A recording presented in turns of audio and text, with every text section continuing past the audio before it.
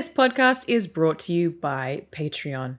Not only is Patreon the reason that I am able to make niche shows like this one, they do also get extra content. For Voice Acting 101 specifically, Patreon supporters can get ad-free versions of all podcasts, audio and video versions, extra content, unedited versions of shows, and they always get shows early. For this particular show, patrons also get access to the audio-only version, which is no longer publicly available. So if you want to help out and support the show, go to patreon.com/Charalanazard or click the link in the description.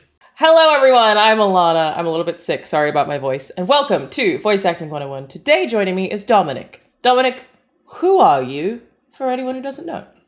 I am, well, primarily I'm Guybrush Threepwood, Mighty Pirate, I guess. Yeah, I mean, I did voiceover for many, many years, but that's probably the one most folks know. So yeah, that's me. Obviously, I have to ask, I'm sure you've been asked this a million times, but it's a question that everyone wants to know the answer to. How has the return to Monkey Island been? How is it? That must have been like a wild process.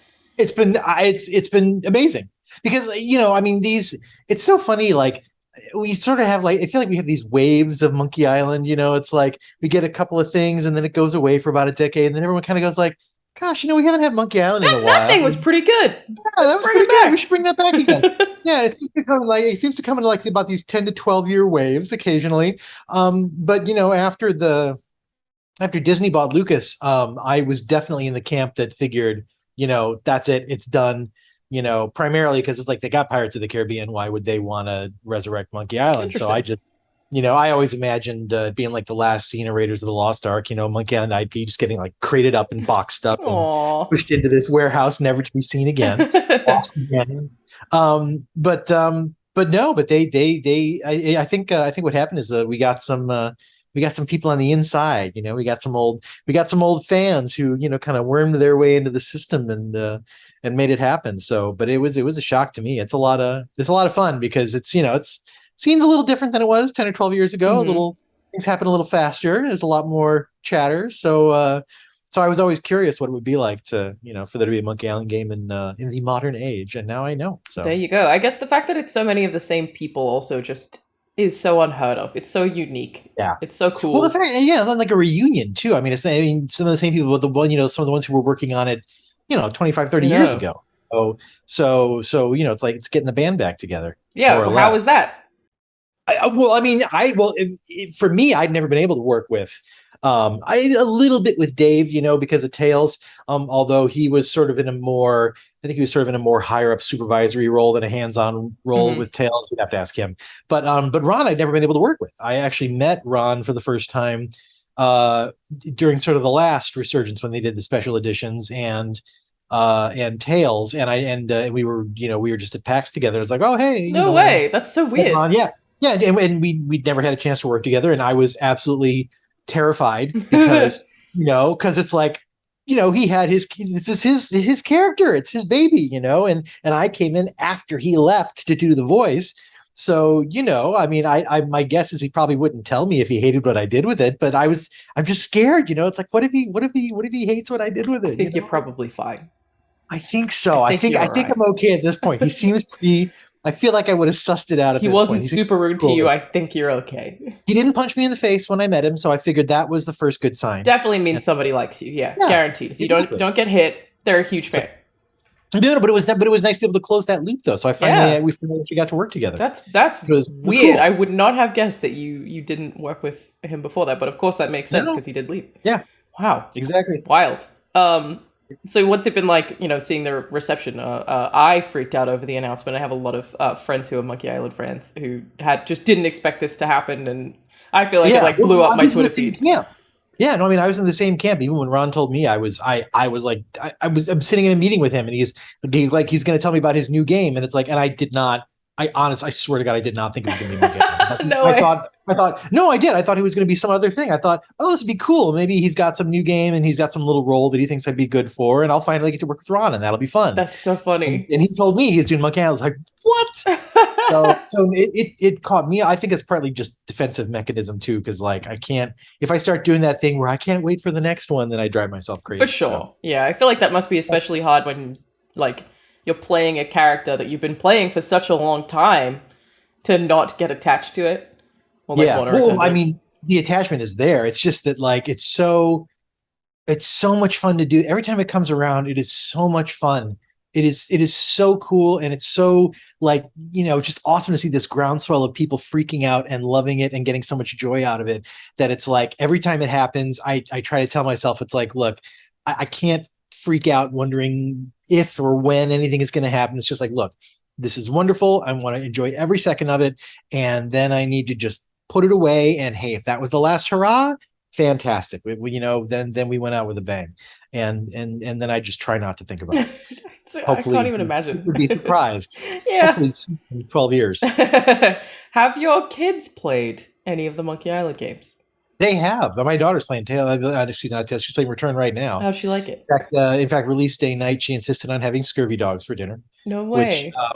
yeah, she did. Yeah, she's got sausages and carved them up and stuck them on sticks. That's and very cute. Yeah, we played a number of years ago. We played the three of us, myself, and I got two kids, and we did the airplay to the television and sat on the sofa, and one person did the driving, and What's that did the like as a dad? It's I don't know. I mean, it's cool. It's weird because like in some ways it's like I don't know if when I'm doing it with them, it's like do they enjoy this because it's me, or is it like dumb for them because it's me? You know what I mean? I can Right. see it going either way. They seem to enjoy it, but They'll get to an age where they'll be like, "Oh, dad again." well, No, maybe that's thankfully, what it is. It's an I'll say, era. thankfully not an issue yet. They are both technically teenagers now. Oh, well, maybe you just Um, have sweet kids. maybe I'm not holding my breath. Might We have got a lucked few years. out. We'll see. I just feel You like that never must know. be cool. It's something that you worked on so long ago that you then get to show to your kids. Like that's definitely a unique experience. That's awesome. Yeah, no, it is really cool. And I mean, what better project to be able to share with your kids too? I mean, it's 100%. Yeah. it's cool. So to step away from things currently happening, for anyone who doesn't know, how did you actually get started in voice acting? I got started when I was a kid, pretty young. I when I was like maybe 6, 7, I wanted to do theater and television and commercials, blah blah blah, and all that kind of stuff. And my folks were kind enough to indulge that interest. And I actually started out first doing opera. I was singing with the children's choir That's for Lyric Opera cool. in Chicago, but I wanted to do like on camera stuff. So I want to audition for movies and television shows and stuff. So we went out and did the hunt and found an agent. And I did a little on camera work. I was never super successful with the on camera stuff, some little stuff here and there. But this agency that I was with in Chicago when I was a kid, they had a very teeny tiny voiceover department. And by department, I think at the one time it was just one person. Still counts. It Still still holding counts. the fort down. And she just kind of we had just met hanging around the office, whatever, and she was like, "You want to try some voiceover?" I was like, "What's that?" Of course she explains it. It's like, "Yeah, sure." So she sent me out for an audition, and I booked the first one they sent me on. Whoa. It was a television commercial for Cherry Switzer, one of the red licorice type things, Can I still so find it? Is that ad on the it's internet? probably out there somewhere. Yeah, it was what was I'll never swap. It was mostly a jingle. I didn't sing the jingle, but then the voiceover part I did. It was like the kid singing, "I'll never swap my Switzer." He's talking about all the stuff he'd trade, but he'd never trade away his Switzer. How old were you? I think I was 7 years old. I think I was No 7. way. That's so cool. And then I was in Chicago, so it was tons of commercial industrial work, and I just did that like all through high school. Did a ton of television commercials and radio commercials and that kind of stuff.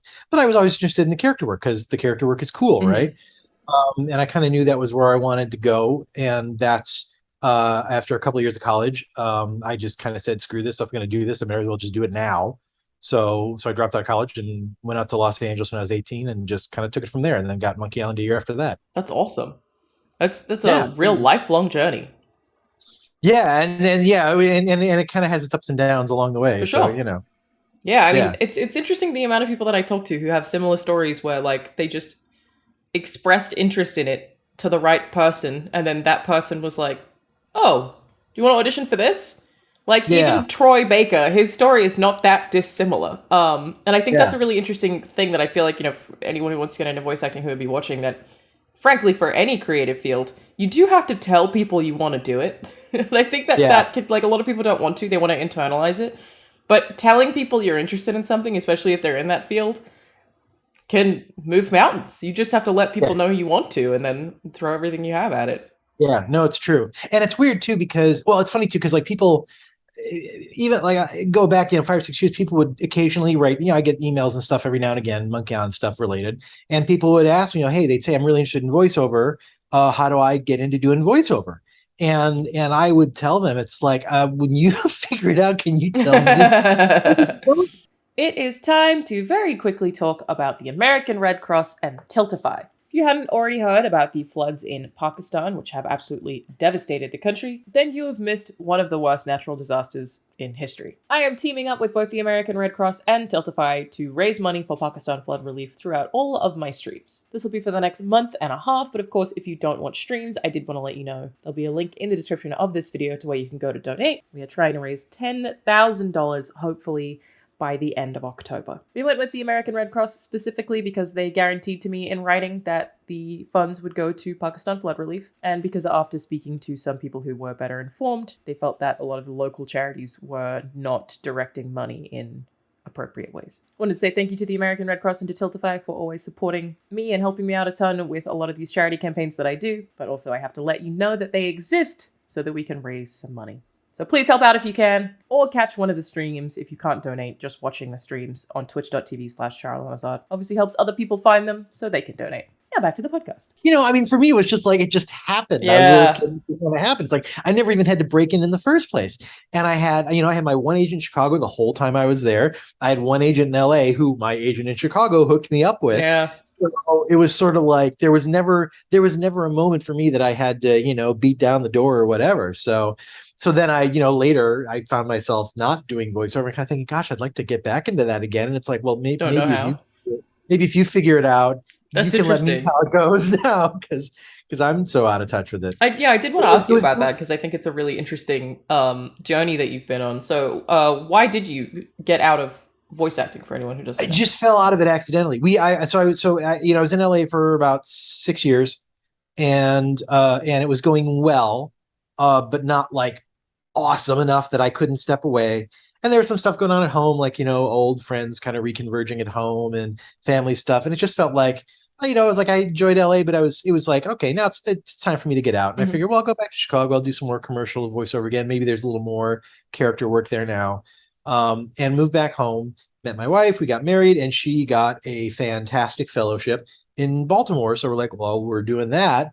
So we moved to Baltimore, and I tried auditioning out of our closet. And it was not working out. Like, I got a nice setup and a nice mic and everything, but it was this tiny closet, and it was just, like those things you take for granted. I'd always going into a studio and the whole thing. And I could tell my read was suffering. It wasn't that great. I knew it. And I did like 5 or 6 auditions for the agency back in Chicago. And then we got on the phone at one point, kind of had a little heart to heart. And they were like, your read's a little off. I'm like, yeah, I know. It doesn't feel right. I'm having a hard time getting comfortable here. And they said, you know what? We've known you since you were a little kid. It's a 2-year fellowship. Just go do the thing. Take care of your wife. You got a new, we had our son was born right before we moved. Just like, take care of your kid, take care of your wife, do that thing. When you come back in a couple of years, we've done this before. We'll pick right back up again, like we did when you got back from LA. It's like, okay, great. Then we ended up in Phoenix accidentally, and then that agency shuttered. And I think the agency that I was with in LA, I don't think they shuttered, but like they totally changed. So all of a sudden, it's like, now I'm not doing it. Now I have no one to go back home to, and also now little kids and things are happening, and my wife's doing well. So I just kind of, it was never intentional. I just kind of accidentally fell out of it. And it was like I say, it was hard to know at this point, how do I get back in? Because I never got in the first place. It just happened. So I kind of didn't even know how to approach it. And not living in a major market at that point. I mean, Phoenix obviously is a major city, but it's not, it's not one of the big voiceover markets. Yeah. Do you think that matters a lot? Like, obviously, it's a really interesting point about, like, if you're not comfortable with your home recording setup, then people will be able to tell through the read. That's a really good point. Do you think that it's accessible remotely now? I don't know. It's fair. I mean, I get the impression. So from talking to people, I get the impression that it's much more so now than it was 4 years ago, for obvious reasons, because everybody went remote. Yeah. And so now it's much, now everyone, I think it's much more accepted. I don't even have a sense. I was talking about this with somebody else recently. I don't even have a sense of like how many of the hardcore voiceover folks now just work out of home or still go into the studio? I honestly don't even know. Because if you had asked me, 5 or 10 years ago, I'd have been like, oh, sure, there are a couple of big shots that have a home studio, but everyone goes into a studio to record their sessions. They might do auditions or something at home, but they're not doing sessions, at least not union work. They're not doing union sessions out of their I'm definitely house. not a big shot, but I did do a whole game Did you? recently from home. See, And there's more of that now. yeah, and my setup is not great, but obviously they were on the call with me the whole time, and I think they were just like, we can just fix it. They were like, we'll just fix it in post, it's fine. So it didn't matter, but I don't know if that's because of the genre of the game, but they were Or okay with it. But then I know like people who've done even just like trailers of games where they had to go into the studio and thus had to get paid like a full studio rate, where it's technically cheaper yeah, if you're at home, because you don't yeah, have to go through all the effort of going to the studio and hiring all the people. And I'm not right, really right, right. sure. I think it maybe varies depending on the company. I mean, it's good for me if they want to. For sure. I'd be happy to hear that. But no, I've got a better setup now. I kind of knowing that Monkey Island was coming and all that, and thinking, I'd kind of like to get things rolling again. I kind of, built out a nice little thing. I'm not, I'm no studio engineer, but it's good enough that It's not a little closet anymore. no, it's a big closet now, We'll but still take a it. closet, We'll take still a it. closet. It Yes, exactly. works. Was it weird Yeah, to jump back into it after taking a break for a while? What were some of the Guybrush, no. challenges? Guybrush wasn't at all? No Guybrush, way. not at all. Not in the slightest little bit. Really?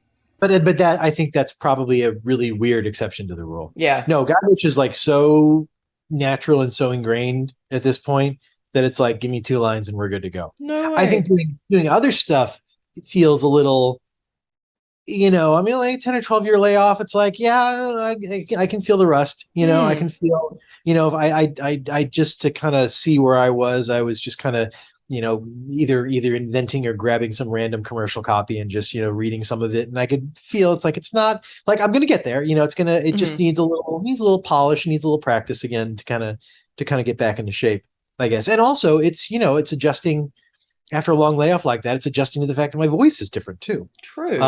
which is not hugely, but when you're talking about stuff like commercial reads and where every that fine little detail matters so much. Yeah. It is both at times frustrating to not be able to do some things that I used to be able to do, and also very fun to play around with things that I never could do before. Interesting. And just in subtle little ways that people probably wouldn't even notice or anything, but it's neat for me anyway. What Just are getting, some of those things?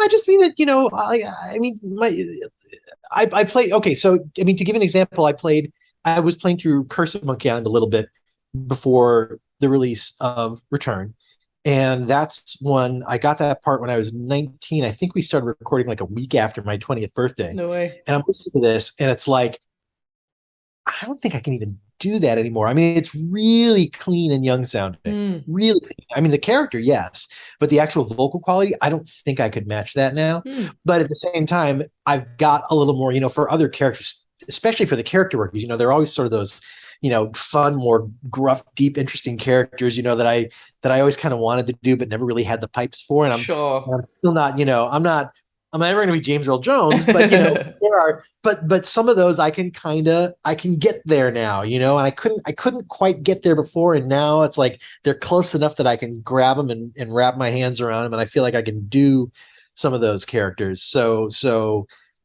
as I'm in the process of kind of figuring out what I can and can't do right now, and That's cool. it's fun to kind of play around with Yeah. characters who 20 years ago I would have said, I'll never have a chance at that because there's going to be someone who has a better vocal quality that's more suited to that. Now it's like, you know what? Now if I nail this character, I might be able to do that guy. That's And cool. do that. That So yeah, it's that must be fun to play neat. with.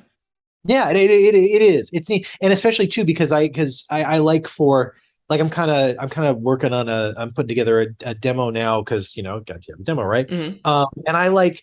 I mean, I know there have been ones I've gone into where they give you like stacks of all this old copy and you pick stuff out. But I like writing. I like just writing the characters. So it's fun. It's fun to be like I sort of just messing around with stuff. It's like, okay, I want to write some character around this around this quality that I have now that Oh I yeah, yeah. 20 years ago. So it's cool to be able to kind of tease some of that stuff out. It's such an easy way to do it too. Like if I've ever had to write a character, figuring out their voice helps Yep. you so fast to figure out how they speak, how they articulate, what phrases they would repeat. Like it's so helpful. Sometimes like if I'm trying to come up with an original character, watch a bunch of movies, be like, okay, it's Matt Berry in this or whatever. Like you just pull. Right. It's very, And then very and I love helpful. writing the dialogue too, because then, if there are certain things you want to get across, it's like you can, do it yourself, write it yourself. And Yeah, yeah, it's cool. it's a lot So of we'll see. fun. I'm playing around with that. You We'll see how mentioned, I long. don't know if you're going to be able to articulate this because I have no idea how I would articulate it, but you mentioned, in some of the stuff you're doing, you're feeling like there's a little bit of rust. What does that mean? Like, what is it that you're feeling? Well, it is really hard to articulate, Right, isn't I it? Yeah, figured it would be. I mean, when it feels right and when it doesn't feel right. Yeah. And it's like, I mean, it's like anything else, with practice, some of those, those little things, just the tone, the quality, the inflection, some of it becomes second nature when you're doing it every day. And when you don't do it for a while, it's a little weird, to go back and say something. It's weird to say something that you used to just do automatically and then hear it not quite come out right. That's a strange feeling. It's like, wait a second, this used to just come right out, and now I have to actually think about it and work on it. And My Australian um, accent. Like, obviously, I'm Australian and I still largely sound Australian, but there are some yeah. words that if I have to, like, if I really want to sound Australian, I have to overthink it now, which sucks because I've been in the US for 8 years. So, the worst one, I think, is my family's like, you still sound Australian, but the word awesome, Yeah, Americans say awesome. And I yeah, started saying awesome because it's faster, but Australians say awesome. And now yeah. that feels really weird. Even feeling my mouth go awesome because we pronounce the W, I like catch myself on it. And that's the thing I did my whole life. And now I'm like, awesome. Like it's really, really Well, see, strange. I wonder what that's got to be like for you too, because when you, because how long have you been stateside now? 8 years.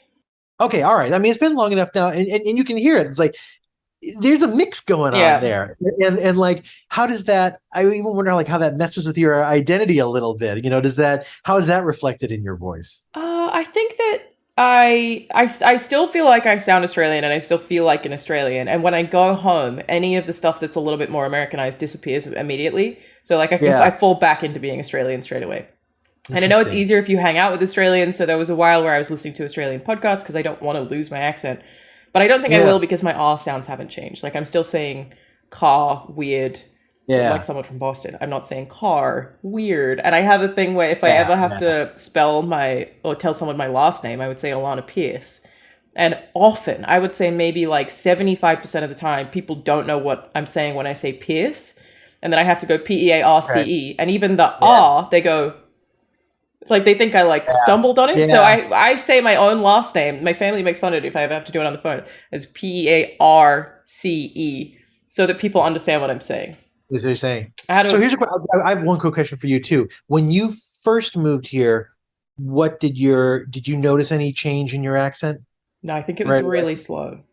Really It's just slow? words that I have to say differently, like to so people don't understand me. So like, I had a weird one the other day where I was asking someone if they had a printer cable, Yeah. and he was like, "A printer?" And I was like, "Yeah, a printer cable." And I had to say it maybe 4 times before realizing he didn't understand what I was saying. And I went printer, and he was like, "Oh, printer." Yeah. He was like, "Why did you say it that way?" I was like, "Foreign." That's The other one funny. is cider. If I order a cider, people are often confused and I have to change it. But no, there's nothing that I noticed immediately. I think it's just some of my vowels got shorter Huh. because, in theory, the American vowels are often less pronounced in my head. Like they're almost lazier, which I think probably a lot of people would Yeah. disagree with. But that's how it feels for me as a speaker. If I do an American accent, I talk faster. So I Yeah. feel like it almost happens because it's now I'm speaking faster in if I Okay. pick up the American vowels. It's weird because I was born and raised in Chicago, and I mean, I think my Chicago accent was on the milder, What's a and I mean, Chicago I'm not. accent sound like? Oh, Chicago. You're talking. You got to talk about like the Bears. If you're talking like the hardcore Oh, character type guy, you ever see like the Saturday Night Live, the super fans. They're talking about Ditka yeah. and having, you go and So you get a how is that different from like the Italian beef Minnesota hot accent? dog. No, it's different. I don't know that I can articulate the difference. I mean, I I just, don't know if I could articulate the it is. difference. The thing is, I do this, do the And Chicago you have to thing. do it with you're raising your. I'm going New Oh, York. absolutely. No, I mean, Gotta. it's like, it's character voiceover. You got to move, right? But the funny thing is I do this guy and I like this guy because he's fun to do. Mhm. And now, of course, everyone wants to hear him because they're all watching The Bear and they want Italian beef or whatever. But but the thing that I like is that I think to myself, this sounds like some just crazy, stupid, over the top characterization. And then I go back And home and it's you know what? not. There are some guys who actually talk like, you know, I do run into them. They do actually talk like this. There aren't that many of them, but they exist. That's So, but the very funny funny. one, so mine was a more mellow one. It was there, like Yeah. it. But when I moved to LA, was actually like my first or second year in LA was actually when my Chicago accent was the strongest. Hmm. It came out when I was there, almost like it was this subconscious manifestation of I miss home, so I'm going to be as Chicago as I can. Yeah, or if you But I feel out of taught place, myself, maybe you like internalize your differences and you're yeah, like planting your foot in like this doesn't sound right. I need to speak very specifically in the way that I'm used yeah. to, kind of thing. Could be. It wasn't intentional. I just noticed after being there for a while that I was like, one day I kind of noticed like I'm speaking with a stronger Chicago accent than I Yeah. normally do. So A lot of accent stuff that's is how I psychology related. They say people who lose their accents really quickly, it often just means you're empathetic. You want people around you to be comfortable, type thing. If your accent never yeah, if I went shifts. the opposite direction, then Yeah, I guess, no yeah. way, I'm from You want everyone Chicago. to Don't hate talk to me, you. you crazy LA people. I don't want to talk to you. Yeah, there's a lot of really interesting stuff Yeah. surrounding accent work, and I mean that must be a fun part of doing characters too. I'm a better actor Yeah. if I'm doing an American accent by a lot, and this is a problem that I've spoken to other actors about, like people who are actually good actors, not me. That's very unique in that I get asked to do Australian all the time, Yeah. because people want an Australian accent, and they go, "Oh, Yeah. Alanah, she's Australian. She does some voice acting." But I think when I do Australian, I have a lot of trouble putting myself into the shoes of a character rather than just being me, but saying shit I would never Yeah. say. Whereas you give Yeah. me an American and I'm another person, and it's really, really easy to act. I really don't know how to get through that wall of Australian is Alanah, but she's feeling this way. Yeah. That's not a way that I would ever feel, but I'll do it. And it's so I just suck at acting. Like it's like Well, because yeah. I try to make it me. It's tough. I really haven't figured out how to get through that. Yeah, in some ways it's like it's counterintuitive, and in some ways sometimes it's easier to perform a character that's further away from you than one that's Feels that way. close but not quite you. Yeah. I don't think many people have that problem. That's definitely a lot of problem. But you're a great personality. You've been acting for a very, very long time. Yeah. What would you say I are don't some of the know. biggest challenges that you've faced over the course of your career outside of like getting work? Something that's just challenging about your job that people might not know about. About you know, I think it's hard just for me I found it hard. There's the confidence issue, Mm. um because it's so hard to know, and I can only speak for myself, but particularly my situation is, I wasn't one of those people. I never got to that point where, I was going out and working every day and doing a ton of different characters and all that kind of stuff. I met with a pretty decent level of success, but it was all very centered around one character, Mm. and who also happens to be very close to who I am. So then you start questioning yourself, you're like, well, did I just luck into this? Do I really have it in me? Mm. Can I do these other characters as well as I need to be able to make a living at it? It's just, I don't know. That's always hard to me. I find it hard to know. Acting does seem uniquely harsh in some ways that like you can submit an audition and just never hear back. And Yeah. especially for taped auditions. I've never done one of those, but I know like people can learn 3 pages and try and figure out who a character is based on the tiniest bio and have to do a ton of Yeah. work to just never hear back. And they Yeah. can turn your tape off in 3 seconds. Yeah. It is not very validating work, I would think. No. That part never bothered me, but I think it's just because I got started so young that it was like, that's how it is. True. But just that sense of, when you don't get feedback, or even worse, when you're living in LA and you're getting lots of feedback and it's all fabulous, no matter how good you are, Mm. that to me is even worse. Um, that's a hard thing too. And again, I'm many years away from it now at this point, so I don't know to what extent it has or has not changed. But even just moving like from Chicago to LA was a weird adjustment because in Chicago I'm like one of those like direct me, tell me, like I'm going to give you my first take on this, but I'm someone I want to hear, tell me specifically what it is you like and what you don't like and let me fix it. Like the worst thing for me is when they just ask you do it again, do it again, do it again, do it again, do it Yeah. again. Okay, I understand this is not what you want. Clearly, tell me. Yeah. I will do it. You're not gonna hurt my feelings. Um, and then going to LA where everything, oh, that was fabulous. Oh, that was fabulous. Oh no, it's perfect. It's Mm. like perfect, and why are we doing it again? So get trying to get people to understand, if it sucks, I want you to tell me that it Yeah. sucks. Tell me it sucks. It's fine. You're not going to hurt my feelings. It's It's fine. helpful. Yeah, exactly. It doesn't do either of us any good for you to. I understand that you don't want to, and everyone's different. Everyone works differently, and of course there are people who probably who do need that to get their best performance. I mean, everyone's different, True. but it's just hard to get that. For me at least, it's always hard to get that across. It's like, it's okay. Tell me, like the when we were doing Curse Monkey Island, it took a while for me to get to get across to the director, Darryl Farrell. We were working together 8 hours a day for weeks, and it took a little while for me to get across to him. It's like, you don't even have to give me direction. If it was just a bad one, if I just missed it, it's like, just say, Dom, that one sucked. Do it again. That's all. And I'll do it again, and I'll get it better. But once we got that figured out, he felt free to say, that one just sucked. Do it again, and I do it again, and it's like, okay, there you go, you got it that time. So it's like, just tell me. I feel like that's So got to be a very important part of bringing a character to life, is the relationship between the actor, I guess the writers as well, and the director. Like, do you feel like it makes a huge difference based on how well you mesh with the director, or is it workable regardless? Well, I mean, you have to make it work regardless. I True. mean, you have no choice, right? I mean, if anyone's been in voiceover for a while, you've had those sessions where you just click and, you're communicating well and you're done and it's fast and over and you give them exactly what you want and everybody's happy. Yeah. And you've also had those nightmare sessions that just drag on and on and on. And there's just, the connection is not there. It's like, I'm desperately trying to give you what you're looking for, but you're not getting it clearly because we're still here. But I'm not understanding. You know what I mean? Those Yeah. those are just the worst.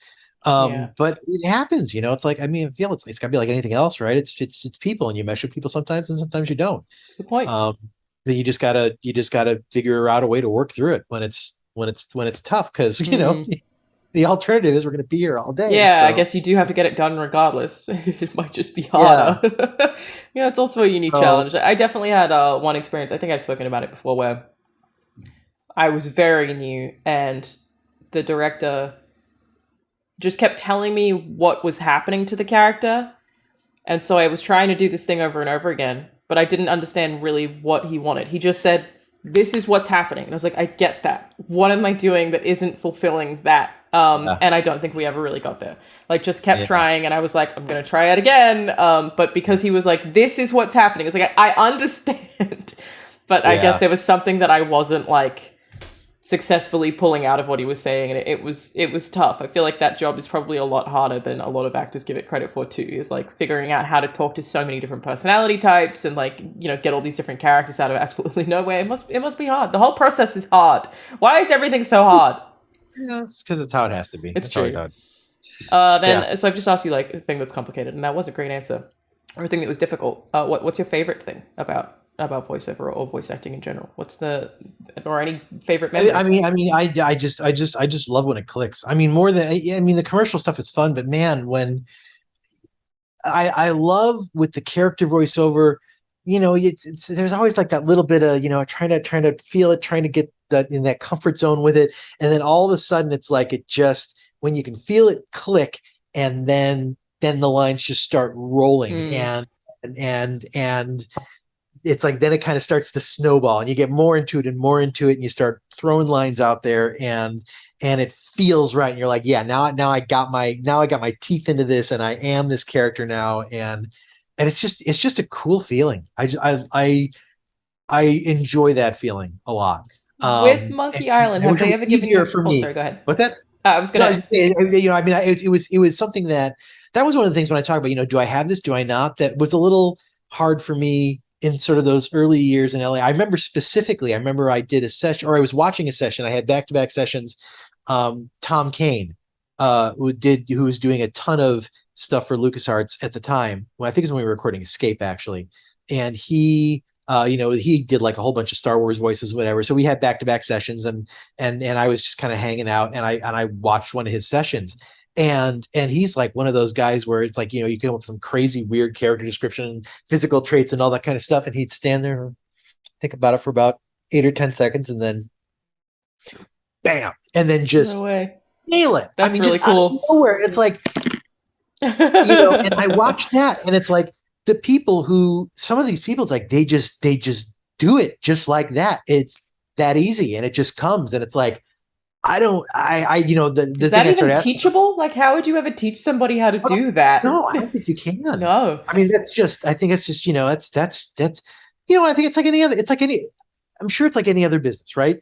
There are any other thing. If you work hard enough at it, you're going to reach a good level of proficiency, right? I mean, if you're really dedicated and you work hard and you're not just like a total schlub talent wise, you can work yourself to a position where you're going to do well. But there are some people who just haven't, Yeah.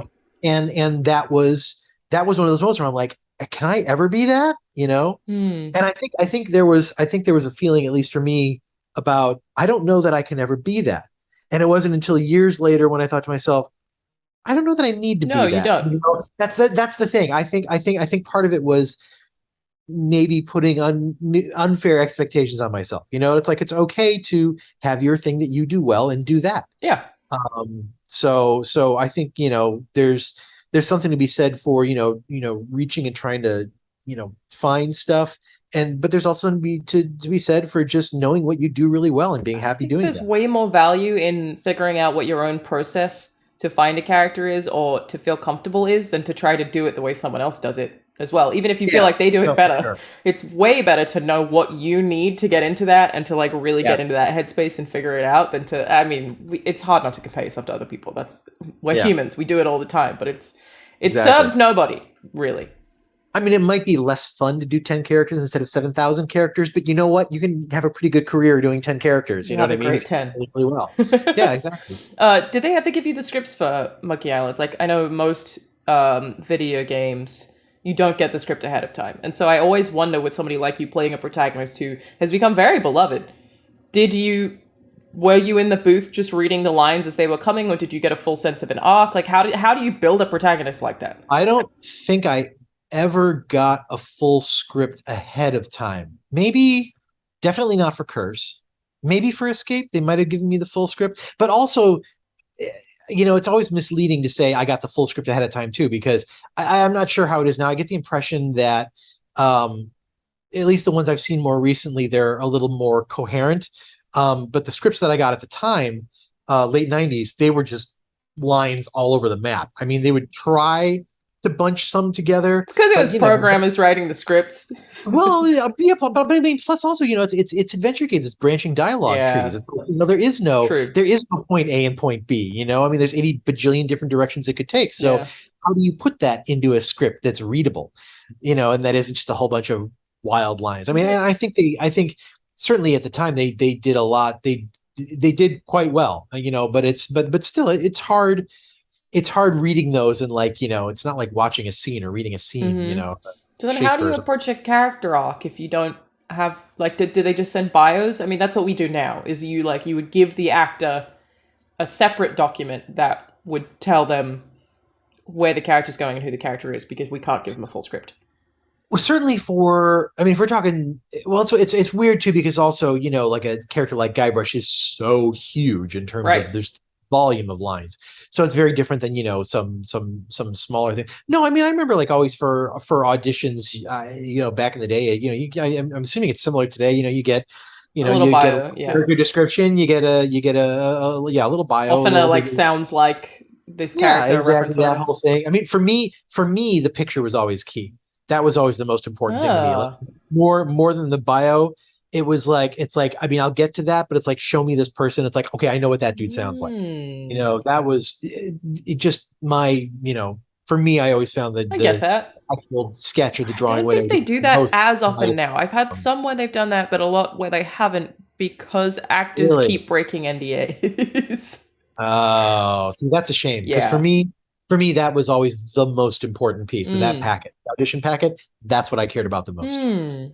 So It makes that sense. will make me sad if that's It's going away. But we not can all ask the time, for yeah, because yeah, actors have an unfortunate habit of being like, this character looks like this, and then it breaks yeah, the yeah, NDA. yeah. I remember somebody was telling me later. They're like whenever the NDAs are broken, they're like 90%. It's always an actor. Almost It's always always. an actor who Yeah. leaks. Always an And actor. usually by accident too. Like there was one recently where Yeah, somebody just announced that a game that was in development, even though they weren't supposed to, because I think they didn't yeah, know that people didn't know. And it's like you're yeah. not doing it on purpose, but damn it, actors. Shooting ourselves in the foot, people. Yep, Come on, 100%. We'll replace you with yeah, AI stop any minute quiet. now. Get out of here. Stop quiet. Yeah. Before I have to let you So go, we do not have a lot of time left. yes, I know that we already touched on this a little, but to try to help the viewers at home, yes. any piece of advice for aspiring voice actors? Symbol. I can tell you exactly the single biggest thing. I mean, like I said, Okay. over the years, lots of people have written me and they've asked, what's your advice, blah blah blah, whatever. And I mean, I want to be clear about this. I've been doing this for a long time, Mm-hmm. but I don't have as deep experience as I have a lot of time to look at it. But it's not like I'm some dude who's done 80,000 characters, whatever.